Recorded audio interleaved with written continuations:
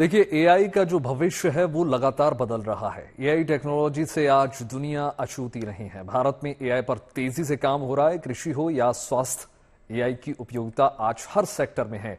AI से जुड़े startup पर देखिए ये हमारी खास रिपोर्ट।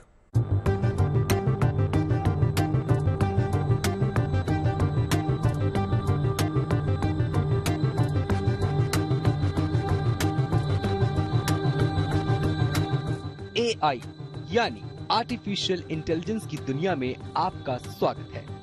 इस मंच एआई से जुड़े स्टार्टअप अपने हुनर और कौशल का परिचय दे रहे हैं।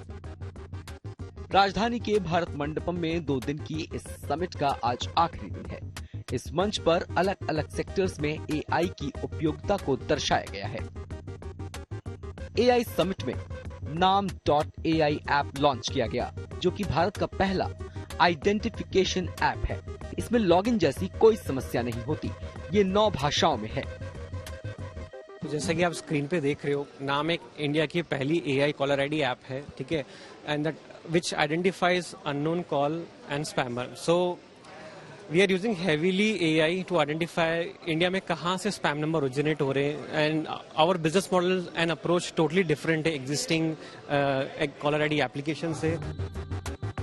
ऑली रिटेल एक सीसीटीवी एआई है, जिसे एआई फीचर वाले पुराने सीसीटीवी में भी इंटीग्रेट किया जा सकता है।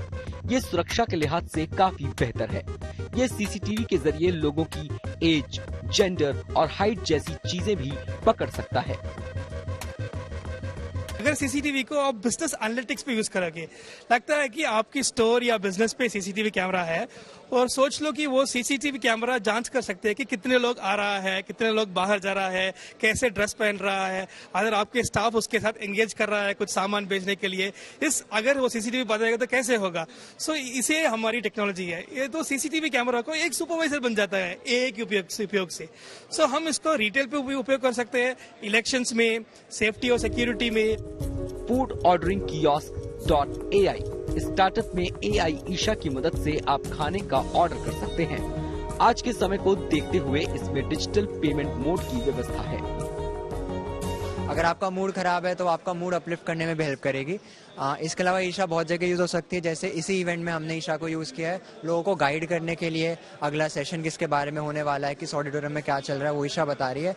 एंड ऐसे ईशा एचआर के रूप में भी काम कर सकते हैं। उसके मल्टीपल यूज केस है।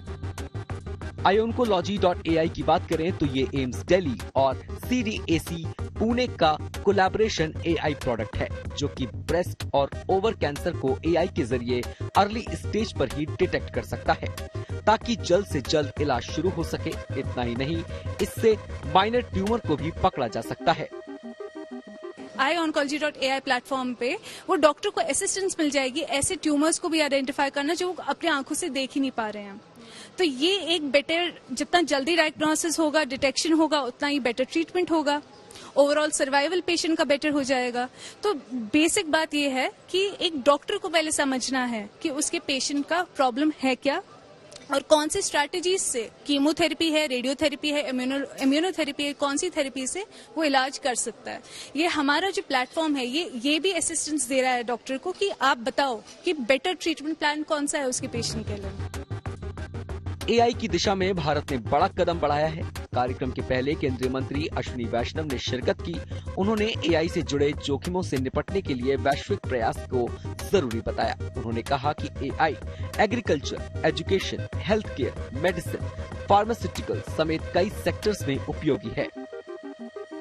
In that same spirit, the Union Cabinet had approved India AI mission a few months back.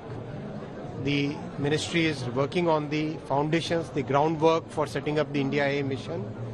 All the 7 pillars on which the mission was approved are being worked upon. In the coming few months, we will be launching the mission. आज artificial intelligence की हर sector में जरूरत महसूस की जा रही है। भारत सरकार भी लगातार एआई को मजबूती देने में लगी हुई है। एआई समिट का मकसद अंतर्राष्ट्रीय एआई एक्सपर्ट के बीच सहयोग को बढ़ावा देना है और ज्ञान के आदान प्रदान को सुविधाजनक बनाना है, ताकि एआई इनोवेशन के क्षेत्र में भारत ग्लोबल लीडर के रूप में स्थापित हो सके।